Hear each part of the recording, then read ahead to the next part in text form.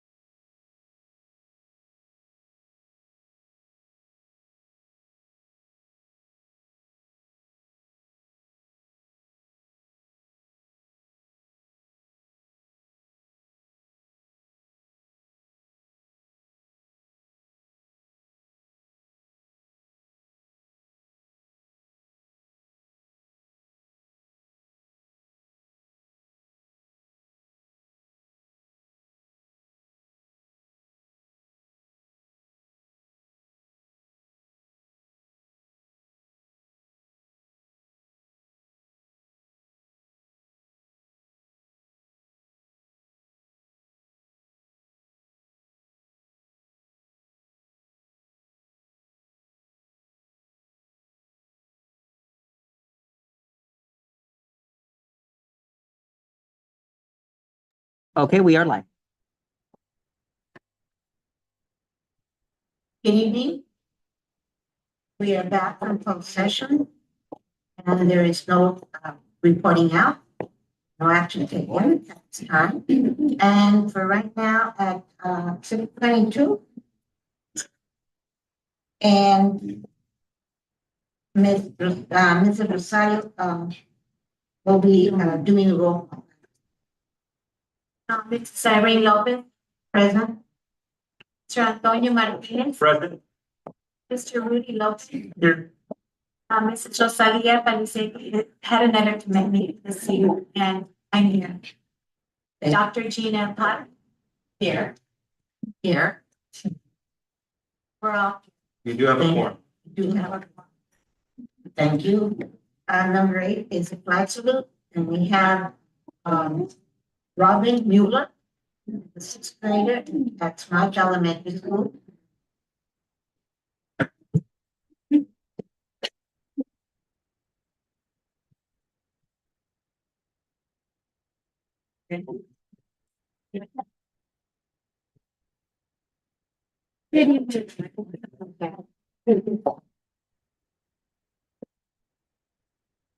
Good evening. My name is Robin Mueller. I am in the 6th grade and attend to Smythe Elementary School.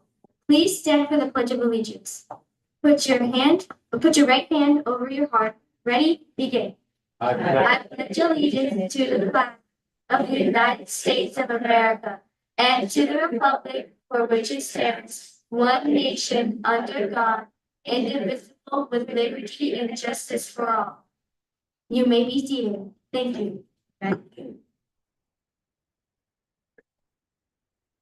Just another round of applause.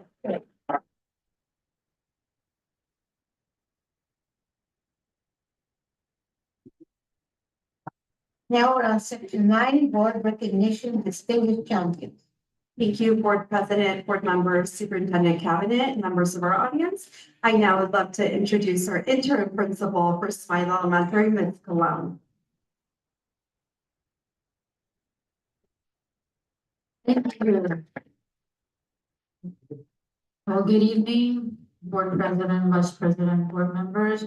It is so special for me to be here, back in my old school and recognizing these students that are doing such a magnificent job, and we're very proud of them. So the students I'm going to call are being recognized for their outstanding participation in the Dragon Buddies program.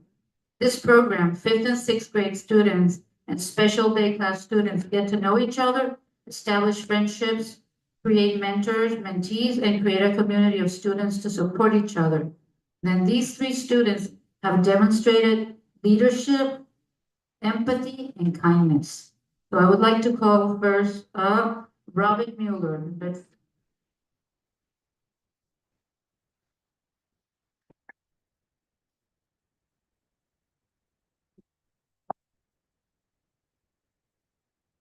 Next, I would like to call Daniel Tivero.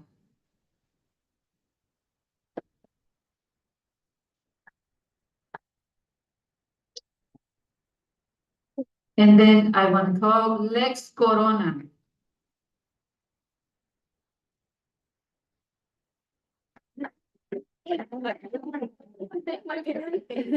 My friends. I'd like to thank my parents. My parents for supporting me on my journey.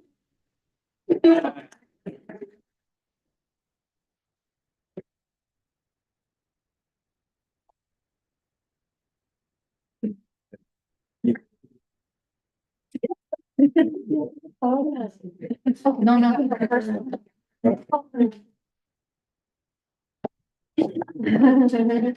Congratulations.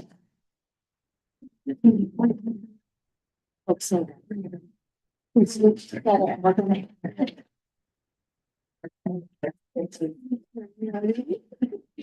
Okay, here we go. Okay, everyone's in the photo. Okay. Here, 1, 2, 3, smile. One more. Congratulations. Right. Want to take a picture? Parents want to take a picture? I'm back. We're gonna stand with people. Parents, come on. Yeah. Okay. Oh, Miss Hello. Oh, You want me? Miss I feel like. Do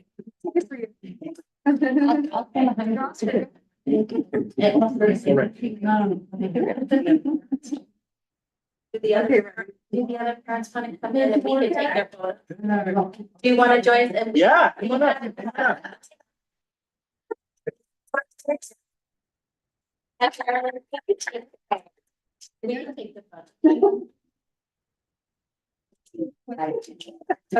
Okay, we take the. Okay. First over here. Over here, 1, 2, 3, cheese. 1, 2, 3. Thank you. And one over here, one left. Okay, 1, 2, 3, cheese. Thank you, congratulations. Thank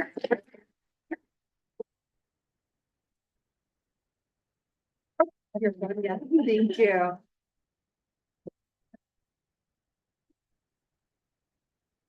Okay.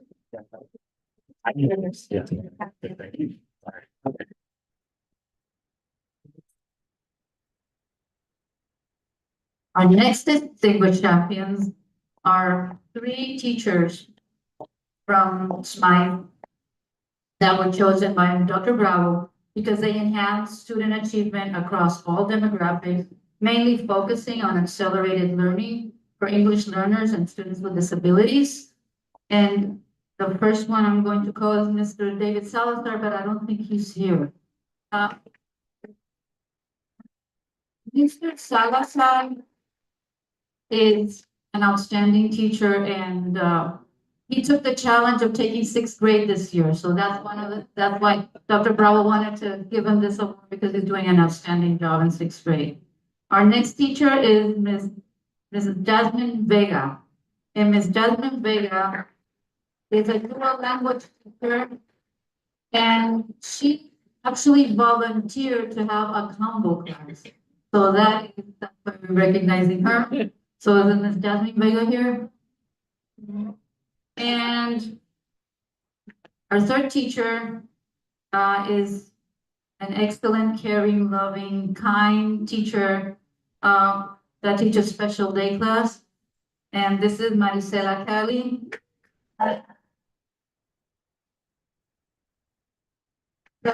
Marisela decided to be a leader in our school for special ed.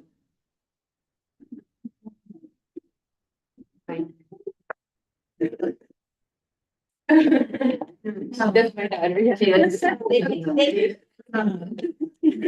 take a picture. Thank you. No. We're gonna. Yeah, this way.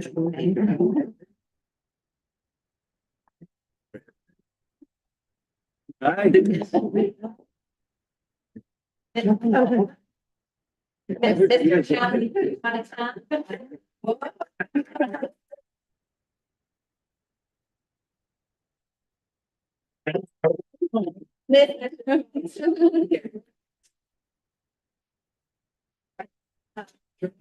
Oh, Miss Cologne.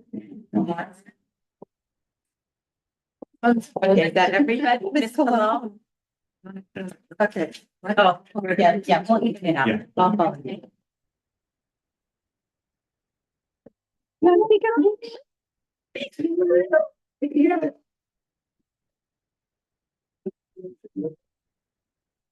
Thank you.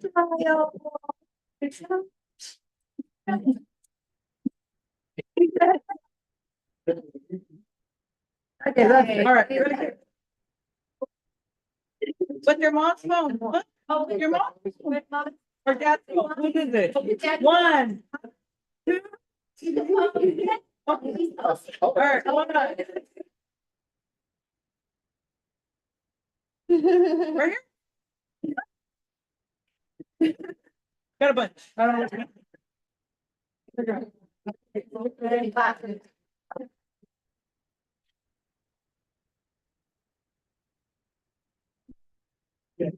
I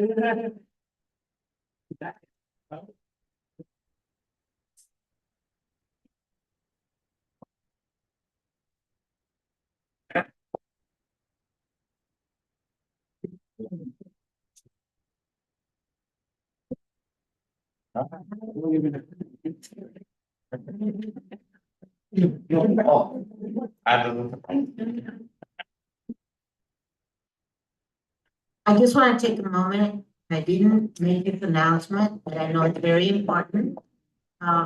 Translation announcement. To be read if there are any Spanish-speaking public speakers who need translation. Before we begin public comment, I would like to inform the public that all translations will be done today by headset. So if any member of the public would like translation from either English to Spanish when the speaker is speaking, or Spanish to English when the speaker is speaking in Spanish, please go to the translator table to pick up a headset to your right-hand side of me. Thank you. Thank you, Board President. Today, we have a special shout out to Board Vice President Zenaida Rosario for completing the California School Boards Association Masters in Governance program.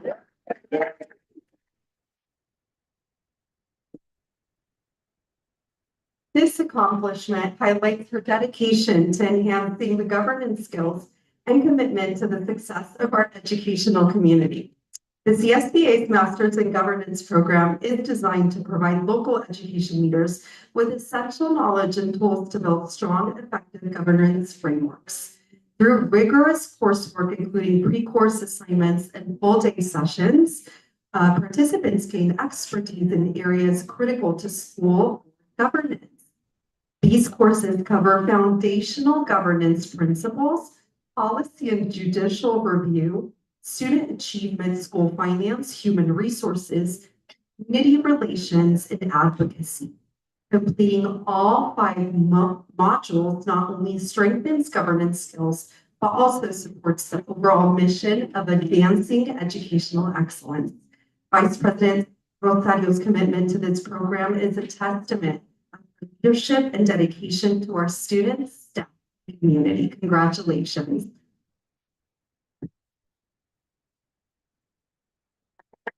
I need to say it wouldn't have been possible without Miguel. He would organize all my folders and print all the resources that I needed, and even put pins and post-its and just made it so much easier. And when we would share, people say, "How did you get that?" I said, "Well, you need a Miguel in your district, but you cannot have ours."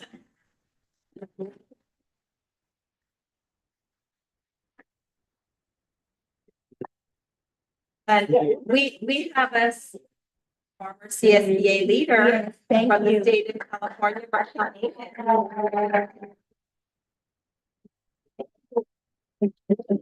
Former board member.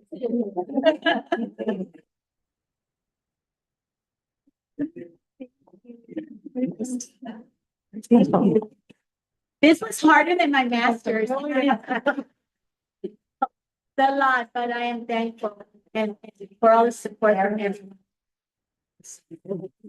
When I first came on the board, Rudy said, "Sign up for Masters in Governance," and I said, "Okay," without knowing.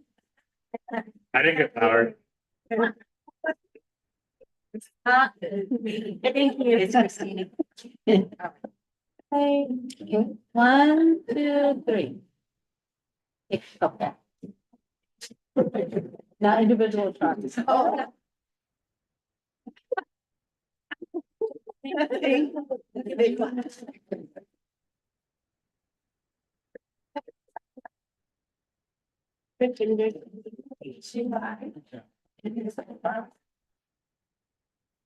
And because it was just her birthday, will you help me in singing happy birthday?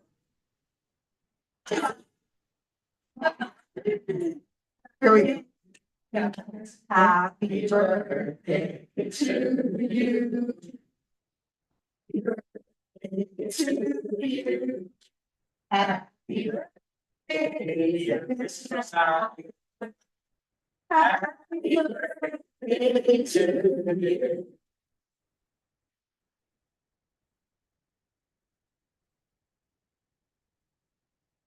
Just turned 25.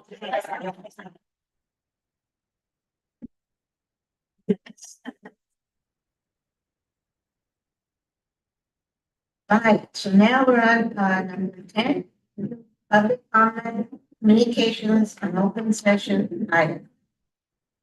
And we have any time? One of our retired teachers. And also, public communications on the writers team. Okay, Okay, Madam President, Board, Miss Superintendent. Thank you. I'm here today because I haven't been here for a long time. I've been retired for 9 years, and I decided it was time to come back. I got an invitation from Pablo several months ago to come to the new writers team. I know it wasn't called that, but that's, what it was. As an administrator and part of the Ed Services Department for 16 years, I did a lot of special events, the Math 24. Williams Settlement, if you can call that an event. But of all the special events that I did, the Writers' Tea was my favorite. I felt like it was my baby. And we would invite an author to come who was a published author, and we had some pretty well-known people. And the whole thing was done by contributions from people that work with the district, companies, and local businesses. So it didn't cost the district any money. A little time and a lot of elbow grease, but it's well worth it. And we would have with the contributions, some of them were money, some of them were materials like books. Each student that came got a backpack filled with goodies, including a book from the author who was speaking, and they got to meet the author, and the author would sign it. And a t-shirt that they got to wear with pride. The most important thing that they had was the thrill of being a published author. And we always had an anthology of all the students that were invited to the tea. And I really want to thank you for continuing that. I'm hoping that it was just the first one and that you will go again, because I know that the students who were, in the Writers' Tea years ago still cherish their certificate and especially their anthology, because well, you guys all know when you get recognition, it's important. And this is really a recognition on their own personal work. And so I think we've probably created quite a few Stephen Kings and maybe a few other famous authors coming. Thank you for listening to me. And I just want to encourage you to continue to do the Writers' Tea, or whatever you call it. And those anthologies are so important. Not everybody gets published when they're in elementary school. Thank you. thank you.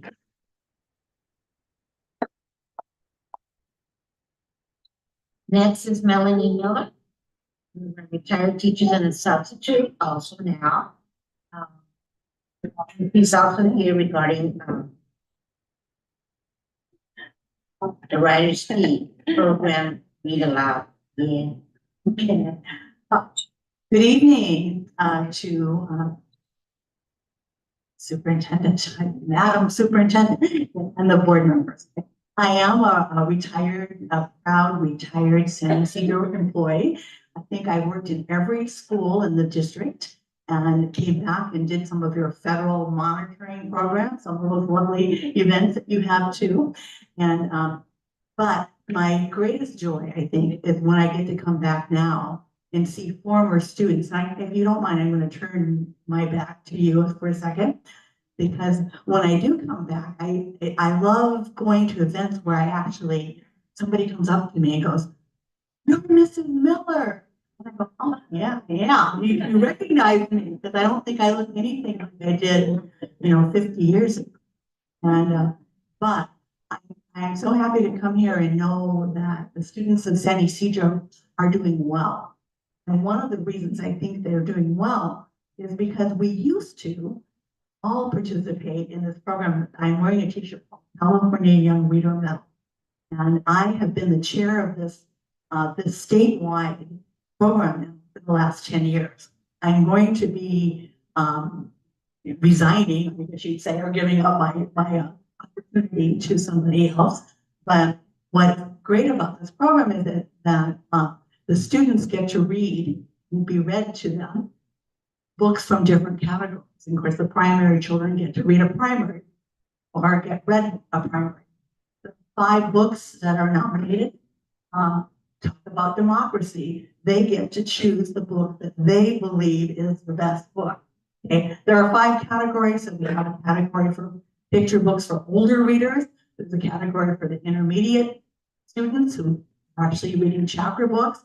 They have to read 3 books. Same thing with the young adult books and middle school books. They're always excellent. They're the people on my committee happen to be California librarians, California school librarians, teachers. I represent California reading. And because of them, I want you to know that read aloud now is so important. And it's like really important because how else can our second language learners ever really hear an English word pronounced correctly? Okay. And when you're reading aloud to people and they get to see the word and hear it, then somehow it can stick, right? And they can learn the meaning of words. I feel that this program is helpful to that because children get to hear and learn from many different types of genres. So anyway, I hope that more schools in San Ysidro can do this program again. And it only it takes the time. It doesn't cost anything other than buying a book and sharing the books with the kids. Thank you.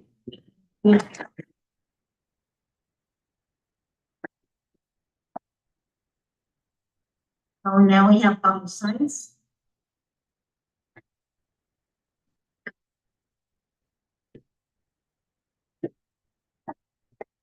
Good evening, everyone. I'd like to encourage the San Ysidro School District to continue the student anthology you guys started last school year. I believe that publishing and continuing publishing a student writing anthology in the district will bring numerous educational and community benefits. First, it will celebrate and encourage student creativity, showcasing young voices that reflect the district's diverse and vibrant community. The anthology gives students a meaningful platform to express their ideas, experiences, and dreams, validating their perspectives and promoting self-confidence. When students see their work published, like Penny said, they feel a sense of accomplishment and pride, which can inspire a love of writing and literacy. And furthermore, the anthology fosters a sense of unity, which we need. Unity within the district, and it bridges the gaps among students from different backgrounds. And San Ysidro, with its very unique culture, has students who bring rich stories influenced by multicultural backgrounds, and students learn to appreciate each other's experiences. And that's very important, especially for students and for parents and the whole community. The anthology is a window to the students' lives and thoughts and dreams, and it fosters school and community engagement. And educators too, teachers and instructional aides and everybody who works directly with the students benefit, gain insight into the students' thoughts and learning styles and it helps them shape a more supportive curriculum. And lastly, the anthology celebrates young voices and encourages a lifelong, like Penny and Melanie said, lifelong action for expression, understanding, and so please continue it. And you do what it's for the kids and for the whole community. And but I'm sure the students who were featured in this anthology are gonna, both of them said, like Melanie and Ben said, and I'm sure that 20 years later, they're gonna have a copy of it. Just like I know Alexis told me that when she was in fourth grade, she was featuring that anthology back then, and she still has it. Thank you. Thank you.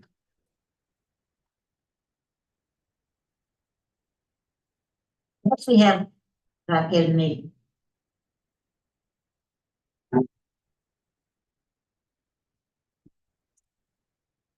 Good evening, board members. I just wanted to, I felt compelled, I wasn't going to speak today, but I did feel compelled to speak because our teacher, Ms. Miller here, talking about the importance of writing.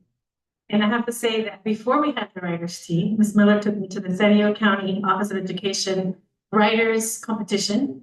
And that was back, I'm gonna date this. I was in sixth grade in 1992, and I was a co-author with my late friend Cheryl Scott.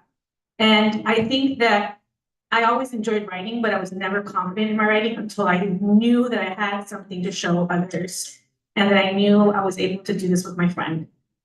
And so I want to say thank you to these ladies for continuing that tradition in our school district. Penny was responsible for the writers' tea when my niece was in kindergarten, first grade, second grade. She's 24 years old now, graduated from San Diego State. And I think for both of us, her and I, two of the biggest things that we got out of San Ysidro were the writers' tea, the writers' program, and also our days with the arts. She was also involved in the arts, and I was in band. And so I think those are the two biggest impacts in our community that I think the board should really prioritize always, and you guys always have. So I want to say thank you to them. Thank you to you for continuing the program. My son and I, who are also, they're younger now, but now my son and I are co-authoring the book. We're drafting it now. It's all about mommy and child relationships with anxiety and how to deal with anxiety. And so I have to say that throughout my career growing up, it was San Ysidro who gave me the confidence. San Ysidro education here gave me the confidence to be a good writer, to continue writing, get my degree in journalism, and end up writing very boring papers for the legislature, but I still ended up writing. But I have to say that in a community like ours where, at that time, I can't say that it's still the case because I know it isn't, but at that time, where there wasn't a lot of people who believed and who seemed to not believe in our education system, there was a lot of us that really stood out, and that was because of the greatest programs that you guys have offered and continue offering. Thank you for that.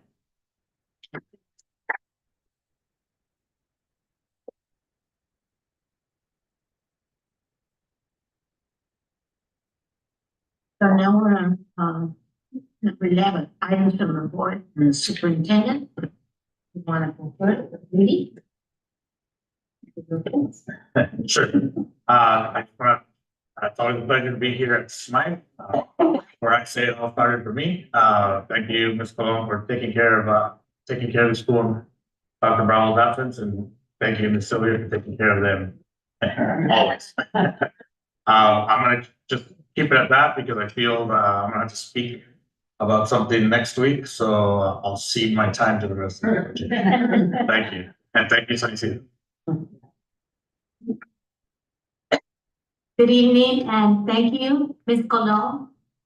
Feels like old times when you were my administrator and I was the teacher here. And to Sylvia, who you always know how to save the day for everyone. Your leadership in this school is very important and very well noted, so thank you. I want to say that it always makes my heart beat a little bit faster when I hear about the love and joy for reading and writing. And I have to thank Penny and Melanie and all those teacher leaders who have always advocated to make writing of an importance. And to have Raquel as a testament, and I'm sure Alexis could also say that as well. I believe your husband also went to our schools. And I know that sometimes it becomes burdensome for kids to want to write. And I know we have the competition of technology, but we can always make writing something very special when it becomes a writing of authentic writing that the children are writing about their stories. We value the stories of children, and this is a great opportunity, the writers' tea or a writer's opportunity for our children to share and connect their lives at home and share them with our students.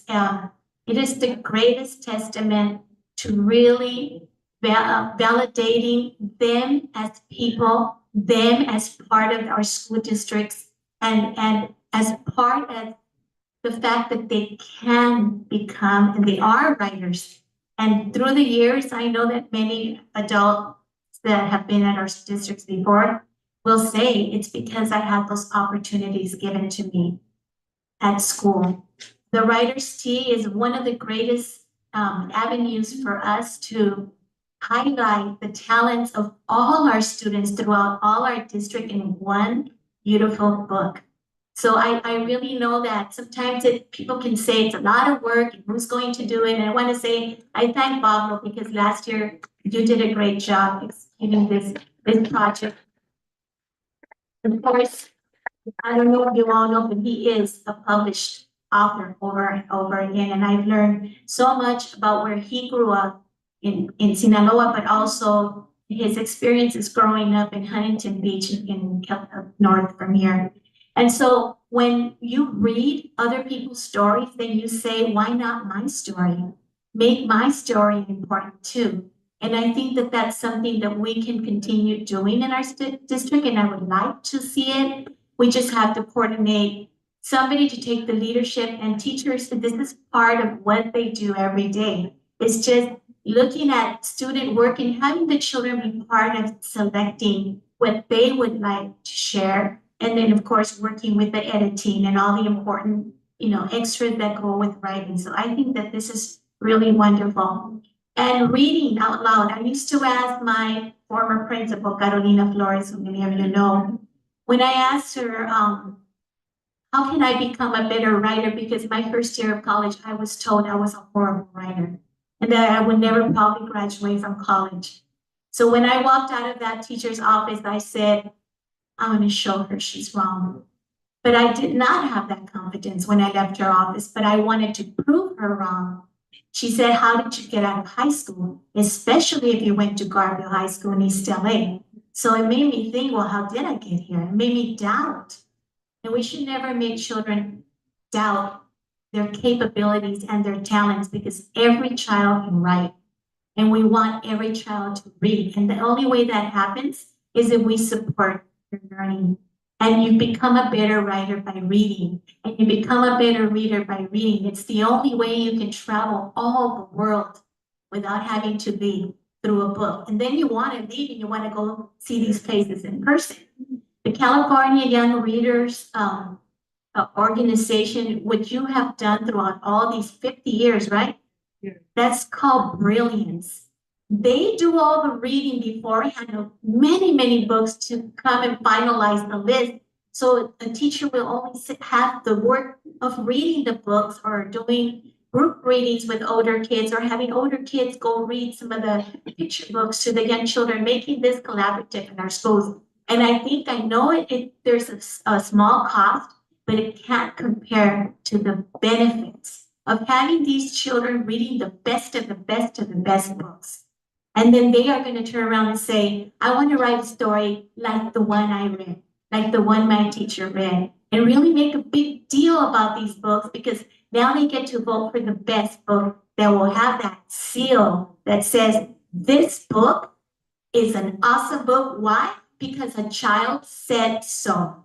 And because a child says so, then another child will want to read it. So these are two programs that I really think will continue making our district one of the best districts in Southern California, because we are a great district. And I thank everybody who works here because you all give your part to make this a better place for our children. And I know sometimes people doubt it, but I have visited many places and it's always nice to come back and see all the great things that happen here through the leadership of all our administrators. So I really would like to continue seeing our writers team continue. And I would like for this year to finally be that year when we start our California Young Readers program. And so hopefully, Melanie, you can connect with whoever Dr. Potter can tell you to make this possible because this, I want to volunteer to go into the classroom and read some of these books to our students. Thank you. Thank you.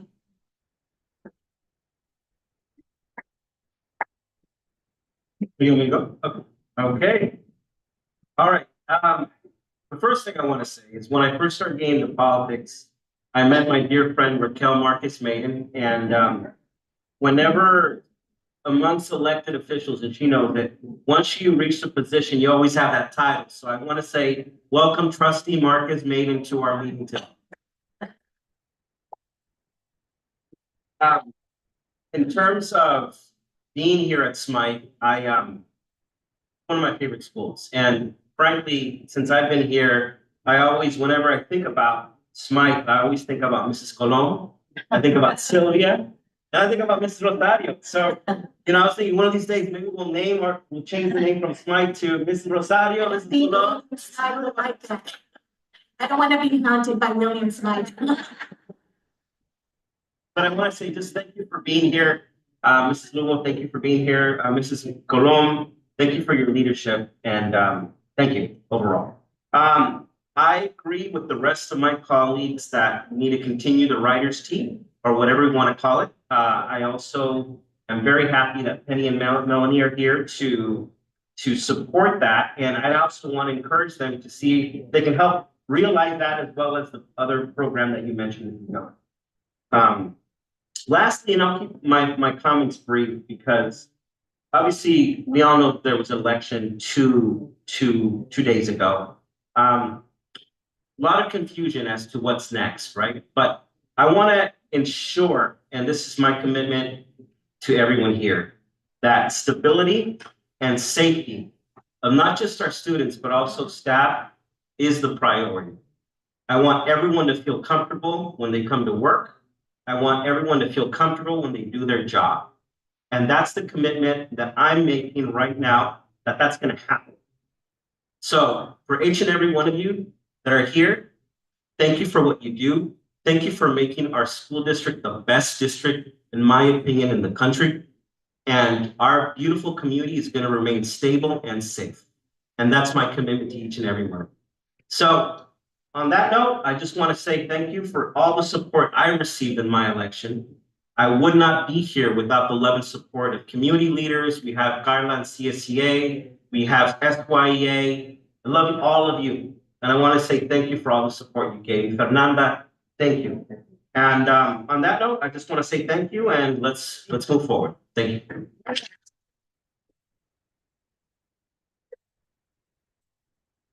Well, I don't have very much to come down. Everything's been said, but you know, it is the board.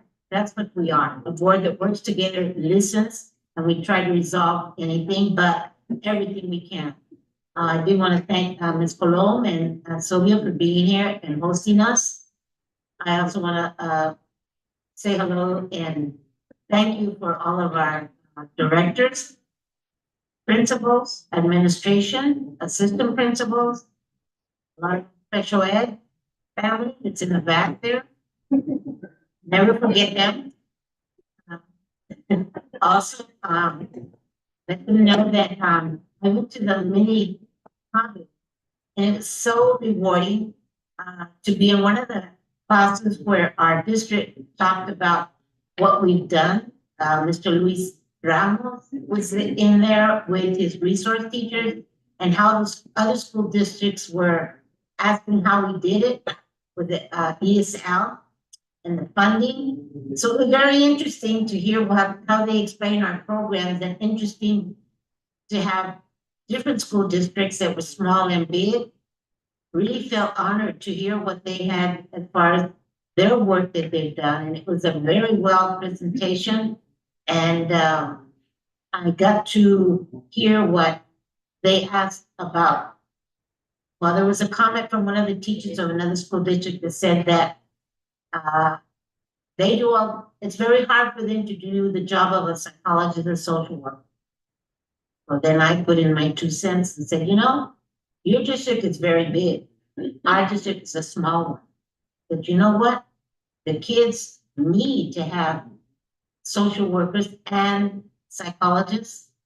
And I know I banged on our CEO, and I hope she didn't get sick because she did a lot of good work in finding money for some of our schools. And Mr. Morgan was sitting behind me, and then I turned around and looked at him and said, we haven't gotten them all, Mr. Morgan, all the schools, but we're going to keep doing it. Even though I get told that one teacher, even though your school district is suffering and you're saying you have to do a lot, our teachers are also going through that. And we've all came back from the COVID with a lot of problems with our kids. Our kids are in the age right now, they need them.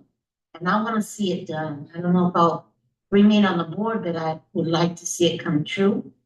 So we do need to work together. We do need to listen to our kids.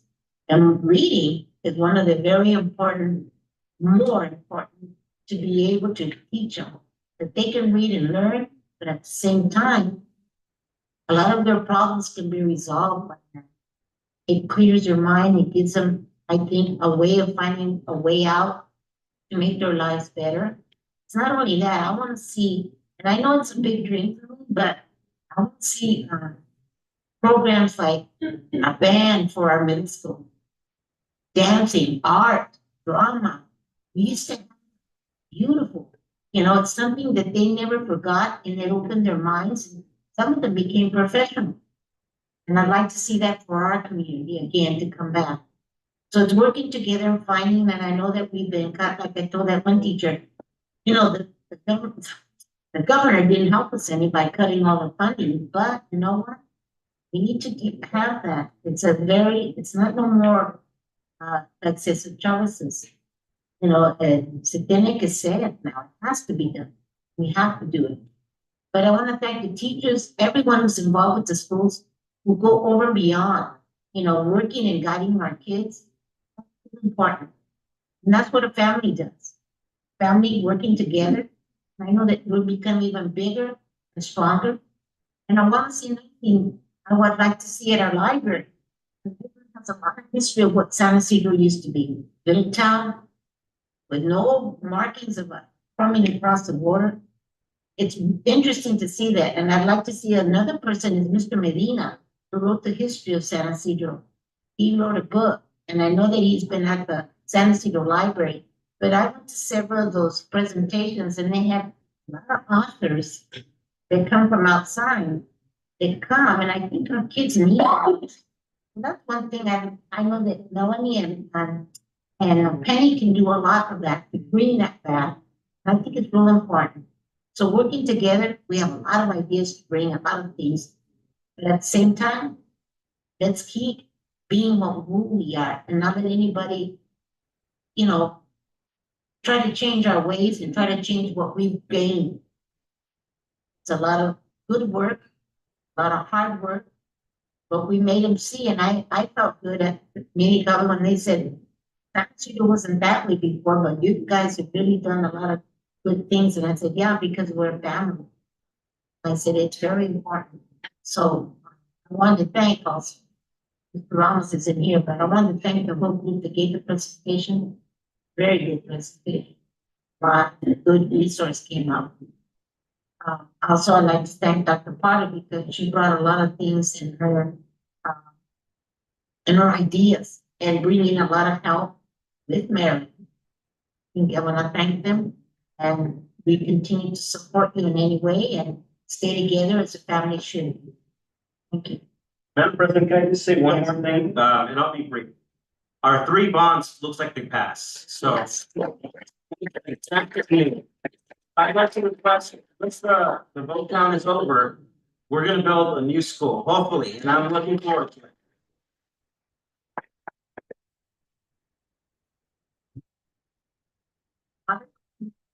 Thank you, Madam President. Good evening, everyone. Welcome to our board meeting. It's so wonderful to see all of you. And I think Madam President said it best. We are a family. We stay together, and we're such a great family. And on that note, indeed, while the votes are still being counted, we have those 3 GO bond measures on the ballot, measures KK and LL for the Otay Mesa region of our schools. Sweeping win so far, likely looking like, well over 60%. And then just an amazing San Ysidro is MM, and it's looking like over 70%. And I point that out because no other bonds, like all the bonds, there are over 200 districts that have GO bonds on the ballot for out of the state of California, and there are only 1,000 school districts. To get anything over 60, 70% is a huge testament to our educational family and our schools and the commitment our community has and the trust that our community has in our schools, our teachers, our classified staff, our leadership from our governing board. So, I mean, it's got to be it's just a sweeping win. So big clap for citizens.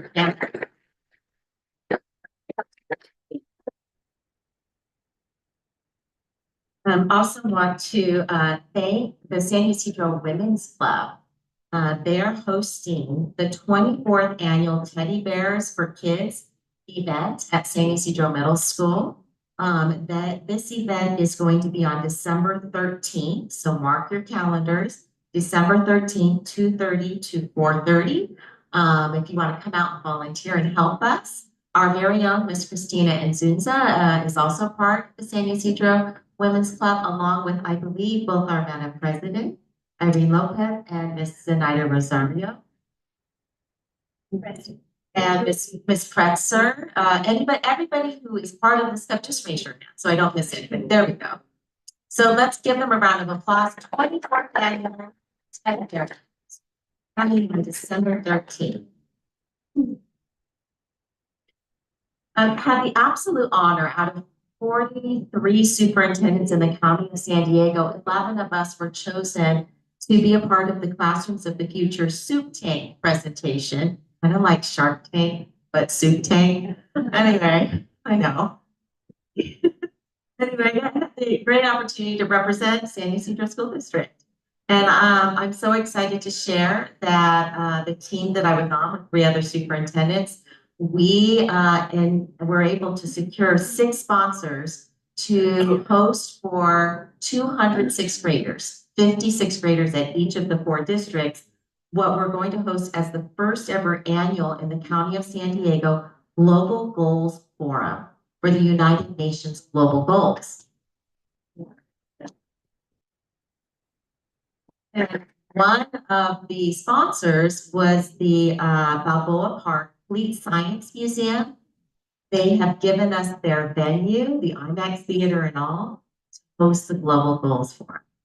So grateful. We've got a shout out to our child nutrition department. I have to say, they just won a national award. Only 52 school districts won the award in the entire United States. They won the United States Department of Agriculture's Food and Nutrition Services Recognition Award. One of only 52 in San Ysidro School District.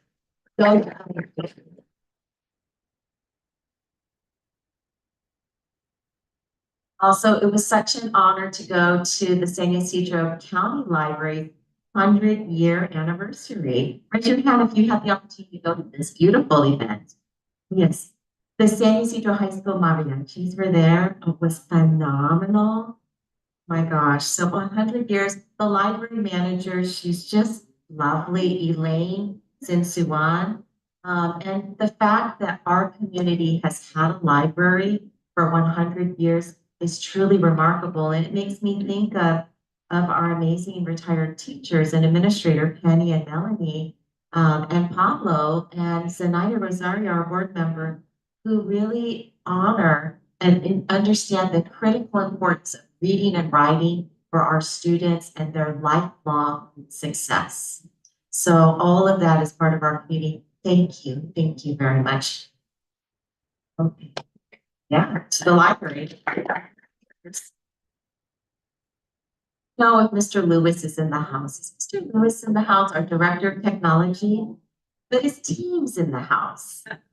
Mr. Lewis was nominated to be the San Diego 2024 Top Tech Award in the County of San Diego. You see Mr. Lewis, you have to give him a this. I'm sure his team had a lot to do with that. So let's clap for Fernando and Catherine. And then finally, I'm so sorry we ended up with 2 board meetings in November. This is my fault. I was invited to travel to Sacramento on October 17 to testify in front of the California Assembly's Budget and Education Committees to talk about the California State's education funding formula called the Local Control Funding Formula. There were only 4 superintendents in the state of California invited to this hearing. And it was such an incredible honor that San Ysidro School District was on the docket. We were able to testify in front of the 2 chairs of the hearing, and those 2 chairs were the committee chair, Al Marasucci, and then also co-committee chair, David Alvarez. So I want to share with you the critical importance of always advocating on behalf of public education, not just in Sacramento at the state level, but also in Washington, D.C. At the federal level. Funding for education is critical for the success of the students we serve. In California, we serve 6 million students. And in San Ysidro, we serve almost 5,000 incredible, amazing students and their families. So again, I apologize, 2 board meetings in November. So sorry, it's my fault.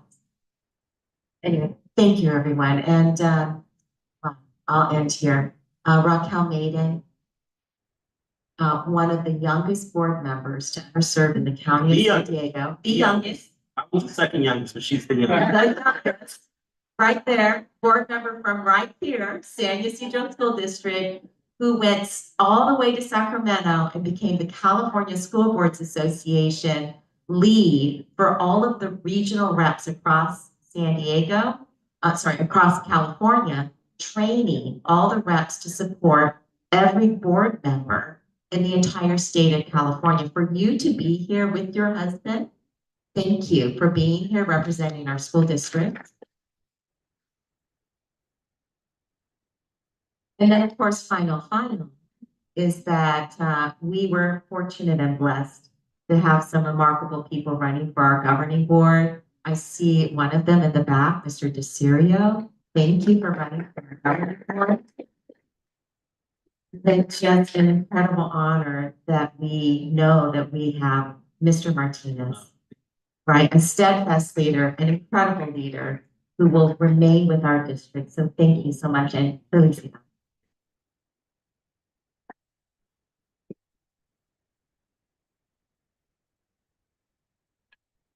So now we're on 12 conference session.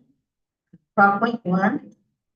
Government Accounting Standards Board 75 and other post-employment benefits presented by Sandy DeKay, ASA, EA, MAAA, and NIPOC.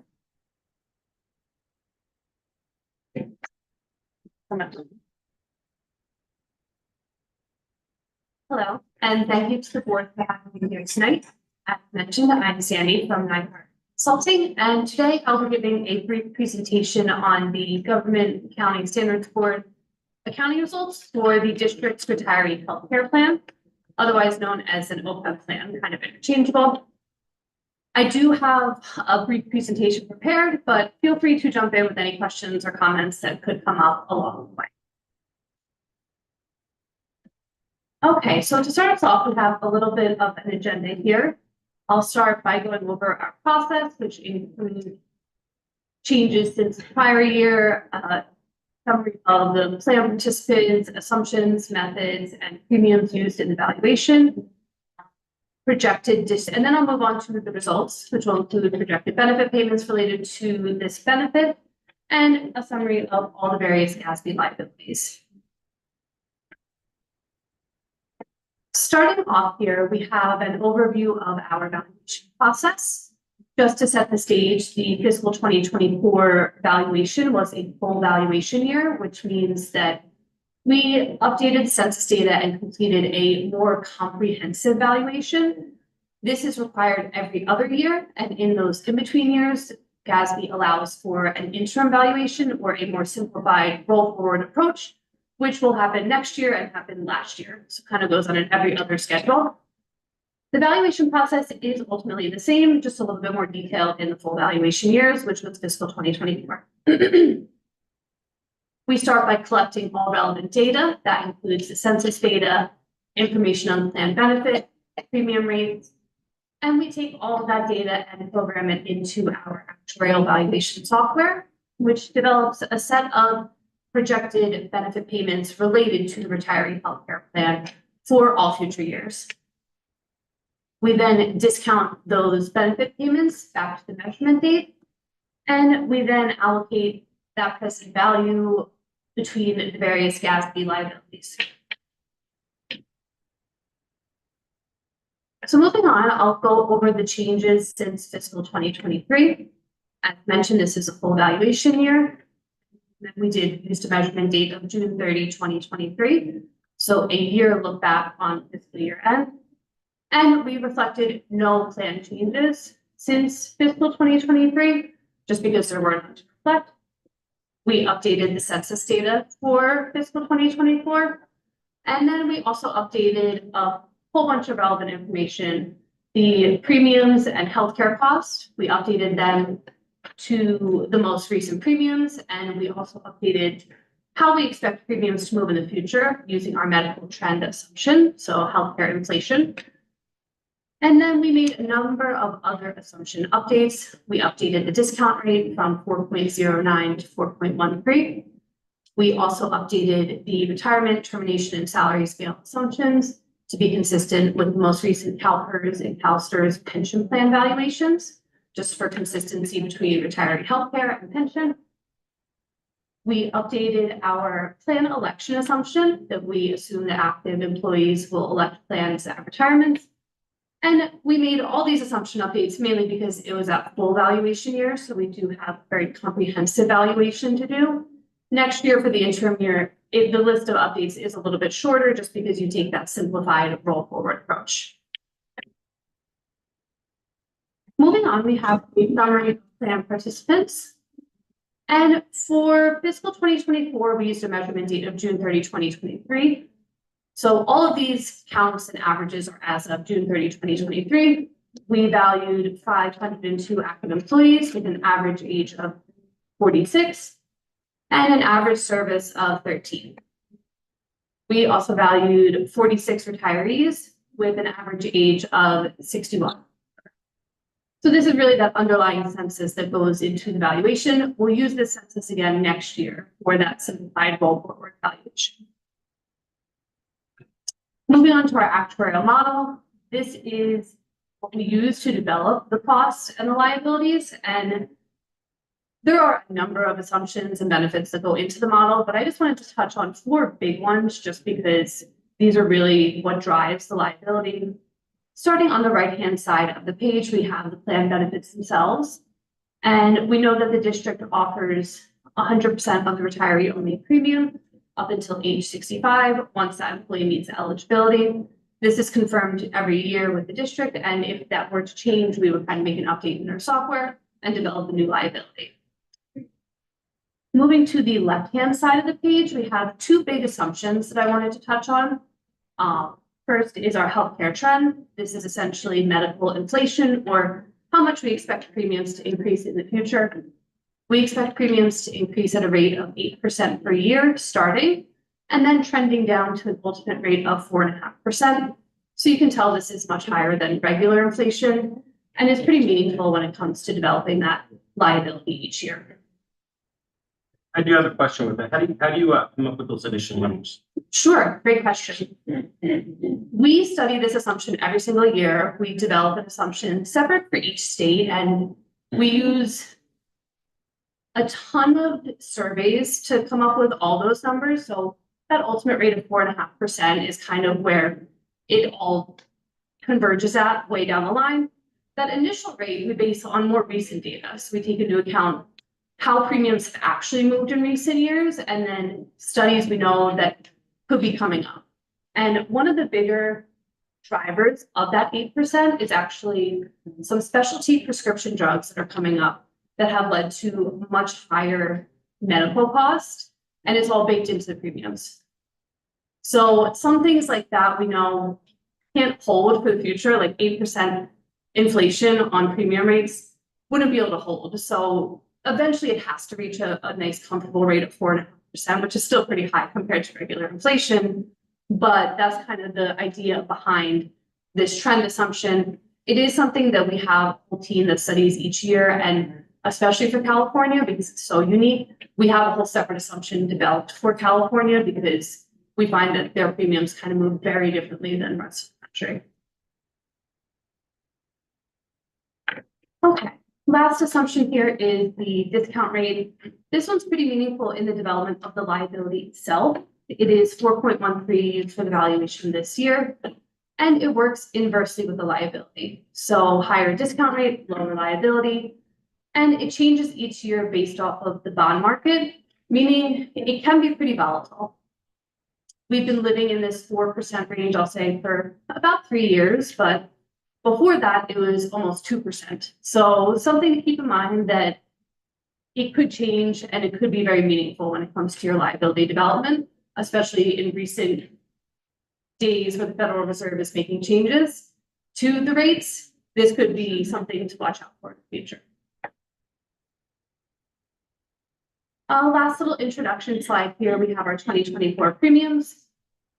Contrary to the comment on that inflation earlier, premiums actually decreased slightly from what we expected. So I think we expected them to increase by about 7%, and they came in a little less than that, which led to a slightly lower liability. So that kind of covers all the overview of the valuation and what we put into it. And now I'll jump into results here. Starting off here, we have all the projected pay-go costs or projected benefit payments related to this retiree healthcare plan. We start off with about 0.7 million and we trend up to about 2 million and then kind of level back down. This is based off of the district's current population and our assumptions, which is why it does bounce around a little bit. I'll say as you go further out, that number is less reliable because it's baking in so many assumptions. But if you did want to look to this page for budgeting, it would be helpful just to see what's coming down in the future for this benefit. These benefit payments stretch out to 2068. And if you were to add them all up, you would get a number of 53.1 million, which is the starting point for the GASB liability results. So moving to the next page here, we have the liability results. We start with that 53.1 million. We discount those benefit payments using our discount rate back to the measurement date to get a present value of 26.7 million. And then we allocate that between the various service buckets to come up with the total OPEB liability, which is 16 million. This represents all of your service accrued to date and is that main GASB number that they look for each year to report on your financial statements. Lastly, here we have just a summary of your balance sheet liability from year to year.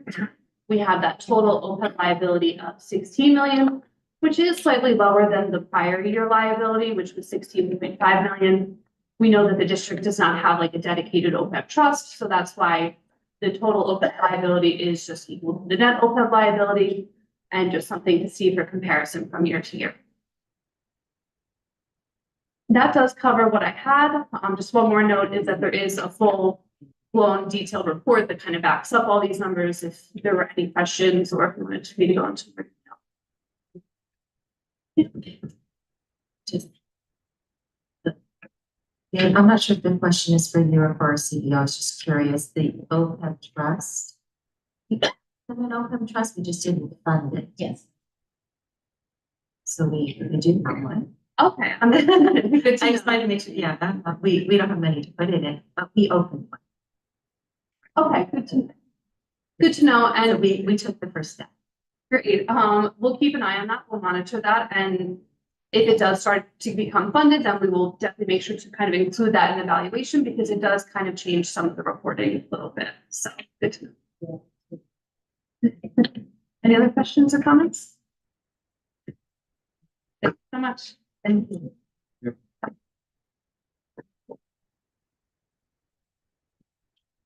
We know, and 13, general administration, 13.1. Needed to approve the minutes of the regular board meeting of September 12th, 2024. So moved. Second. Antonio makes motion.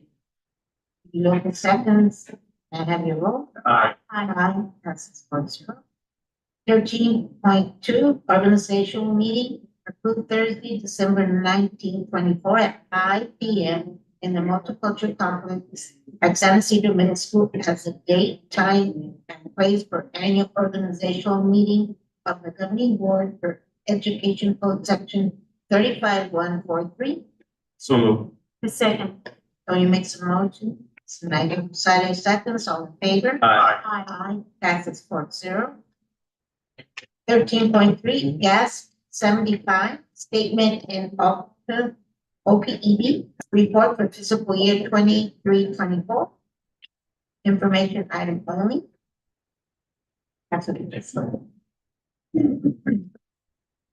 13.4, resolution number 24/25-0020, requesting a temporary transfer of funds for fiscal year 24-25. So moved. Makes a motion, I'll second it. All in favor? Aye. Aye. Aye, passes 4-0. 13.5, first reading and adoption of the new and revised board policies and administrative regulations. The 000 series. Moved. Second. Tony makes a motion, Snyder seconds, all in favor? Aye. Aye, that's 4-0. 13.6, first reading and adoption of the board policies 2000 series. So moved. Tony makes a motion. Second. Second by Ricky Lopez, all in favor? Aye. That's 0. 13.7, first reading and adoption of revised administrative regulations and exhibits 3000 series. Make motion. I'll second. Snyder Rosado makes a motion, and Antonio Martinez seconds, all in favor? Aye. Aye. Aye, passes 4-0. 13.8, first reading and adoption of revised board policies and administrative regulation and exhibits 4000 series. So moved. Second.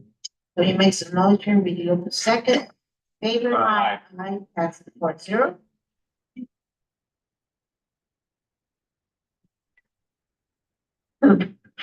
Thirteen point nine, first reading and adoption of revised board policy and administrative regulations 7000. I'll make the motion. I'll second. Second by Mr. Antonio Martinez, all in favor? Aye. Aye, passes 4-0. 13.10, first reading and adoption of board bylaws and exhibits 9000. Make motion. Neither side makes motion, second by Ricky Lopez, all in favor? Madam President, just have one comment to make. Yes. I just want to appreciate staff who takes the time to update these on an annual basis. When I first got here as a board member, I remember these were never updated. So the fact that we're seeing these consistently modified on a yearly basis, I know it's not easy and it's not fun, but I think it's good. So Miguel doing it. Miguel, thank you for everything, and give a round of applause. I mean, it's tedious even reading these on the board. You can imagine actually writing it. But thank you, Miguel. Thank you. Thank you. Oh, may I have your vote? Aye. Aye, that's 4-0. 13.11, quarterly complaint report for Williams settlement related issues for school year 24-25. So moved. A second. Okay, Lopez makes a motion, Snyder signs seconds, all in favor? Madam President, I do have one comment related to this, and I want to at least direct it to staff. I really would like a actual cost related to how much time staff spends dealing with each complaint. So I would like a list of every single complaint. I want a list of the amount of time each complaint is costing us with legal. And I want a list of the amount of hours each staff is actually dealing to resolve this issue. And then we do a comprehensive report, and then we really find out what's the cost of everything that's going on. And more importantly, the amount of time that we're doing that instead of actually teaching kids and getting kids the best quality education. But let's do that. Let's do that report, and then let's report it out. I second it. We have a second. It's all important too.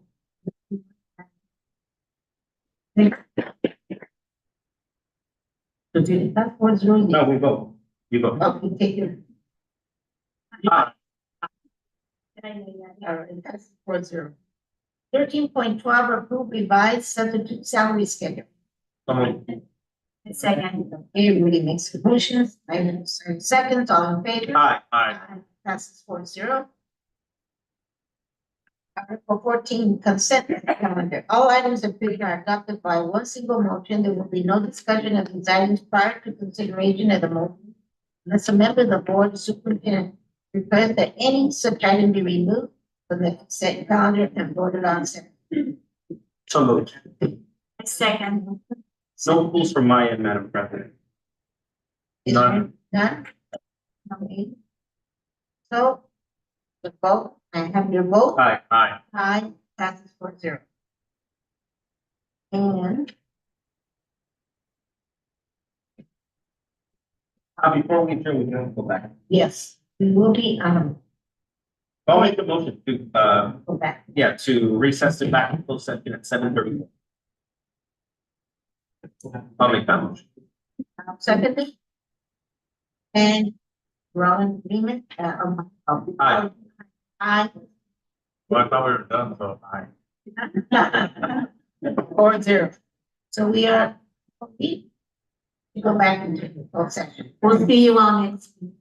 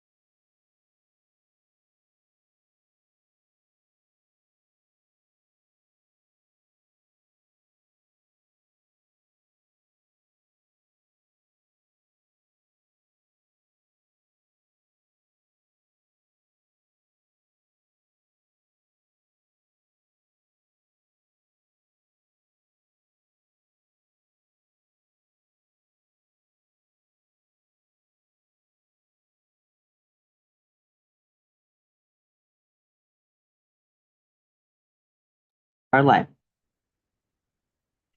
We are now back from closed session, convened at 8:20 p.m. Good night and thank you. Nothing to report out. Thank you. Make a motion, Madam President, to adjourn at 8:21. Yeah. 8:21. All in favor? Aye. Passes 4-0. Good night. Night night. Bye.